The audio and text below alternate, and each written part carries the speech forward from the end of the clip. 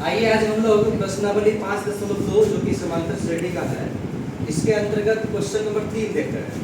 तो सबसे पहले ये जान लीजिए, यह चैप्टर जो आधारित है मूल रूप से an पर आधारित है। an का फॉर्मूला हम लोग सीख किए थे a + n - 1 इंटू d, जहाँ an बोलते हैं nवां पद को, a किसको बोलते हैं nवां पद को, a बोलते हैं प्रथम पद को, n बोलते हैं पदों की संख्या को, ये बोलते हैं n बोलते हैं किसको, पदों की संख्या को, और d बोलते हैं दो पदों के बीच के अंतर को।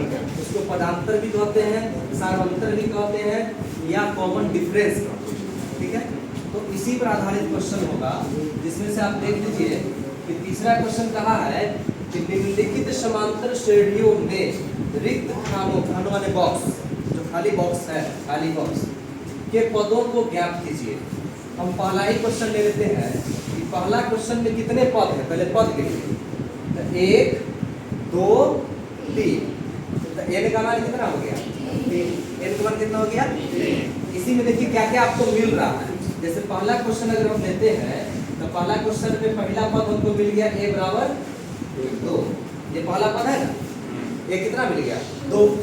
उसके बाद दूसरा खाली है और n का मान हमारा इसमें कितना है 3, 1 2 3, n का मान कितना है 3, और ये मालूम है क्या पद है, तीसरा पद है, मतलब क्या a3 मालूम है, क्या मालूम है a3 कितना है 26 है। अब a3 वाले को इस फॉर्मूला पर बैठाओ तो n के जगह पर 3 है ना, तो यहाँ पर हम लिखेंगे, पहले लिख लेते हैं फॉर्मूला a+ a3 को फॉर्मूला में क्या लिखेंगे, a + 3 - 1 इंटू d = 26।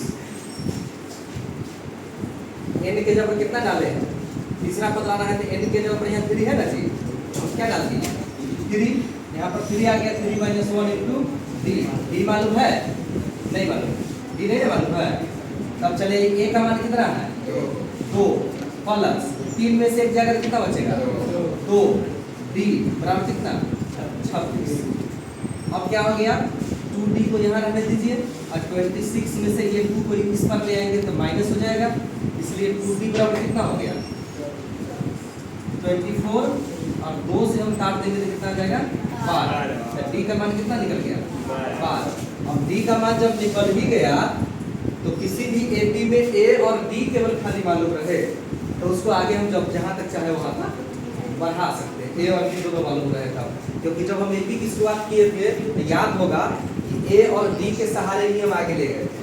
प्रथम पद को a लिखे थे, दूसरे पद को a + d लिखे थे, तीसरे पद को a + 2d लिखे थे, चौथे पद को a + 3d लिखे थे, तो a और d के सहारे ही न बढ़े थे। तो याद रखना है इस चैप्टर में कि हमको a और d कहीं से मिल गया तो जो कहेगा सो निकाल दे, a और d खाली मालूम हो जाए तो अब हमको क्या पता नहीं है, ये बॉक्स नहीं पता है, ये बॉक्स क्या पद है दूसरा पद, यानी a2 हमको निकालना है। कितना क्या निकालना है a2, a2 बराबर फॉर्मूला क्या हो जाएगा, हाँ a2 बराबर अगर लिखेंगे तो a + 2 - 1 इंटू d, फॉर्मूला पर a बैठेंगे तो a + 2 में से 1 जाएगा कितना हो जाएगा 1 d, a का मान कितना है, a का मान है 2, और 1 गुने d का मान कितना है 12, तो कितना आ गया 2 + 12 1, 12 1 12 रहेगा तो 12 2 14, यानी कि इस बॉक्स में क्या भरा जाएगा 14 भरा जाएगा।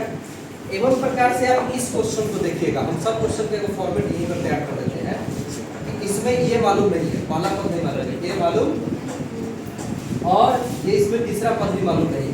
हमको एक चीज मालूम है कि 1 2 3 4, n का मान 4 मालूम है, ठीक है, और मालूम क्या है दूसरा पद और चौथा पद। तो दूसरा पद और चौथा पद मालूम है तो वहां से हम एक समीकरण निकाल सकते हैं। देखिए क्वेश्चन नंबर 2 में हमको दूसरा पद मालूम है, a2 बराबर कितना है 13 है, तो a2 को हम क्या लिख सकते हैं a + 2 - 1 into d = 13। It means हो गया a + 1d, चाहे d लिखिए, बराबर कितना 13। ये हो गया हमारा समीकरण फर्स्ट। अब उसके बाद ये क्या मालूम है, ये क्या पद है चौथा पद है, हम यहाँ पर लिख सकते हैं a4 बराबर कितना 3, A4 मतलब A प्लस 3D हम शॉर्टकट में लिख देते हैं बराबर 3। ये समीकरण हो गया सेकेंड। अब चले जाइए आप दो चर वाले रैखिक समीकरण में समीकरण फर्स्ट और सेकेंड को हल करना सीखे हैं ना। एक्स वाई के रूप में रहता था तो हल करते थे ना। एक्स वाई की जगह पर यह क्या है, ए और डी के रूप में है। तो हम समीकरण फर्स्ट और सेकेंड की सहायता से हल करके ए और डी का मान निकाल सकते हैं कि नहीं निकाल सकते? निकाल सकते हैं। और ए और डी जब निकल जाएगा तो इसमें हमको पहला पद चाहिए तो ए का मान निकल गया। इसमें क्या चाहिए, तीसरा पद, तो A3 वाला फॉर्मूला लिखेंगे और तीसरा पद निकाल लेंगे। ऐसे ही सारे क्वेश्चन हो सकता है कि नहीं हो सकता? देखो सब जगह तुमको दिखेगा पहला पद 1 2 3 चौथा पद, तो चौथा पद का फॉर्मूला डालेंगे, इसमें ए का मान 5 डालेंगे, डी का मान निकल जाएगा, और डी निकल जाएगा तो दूसरा और तीसरा नहीं निकल जाएगा। उसी प्रकार से इसमें जाइए, पहला मालूम है 1 2 3 4 5 6, तो एक छठा पद मालूम है, उसमें ए का मान 4 डालेंगे, डी निकल जाएगा, डी निकलेगा तो A2 A3 A4 A5 सब निकाल लेंगे। ऐसे ही सब क्वेश्चन है कि नहीं है? बन जाएगा पूरा बॉक्स बोला।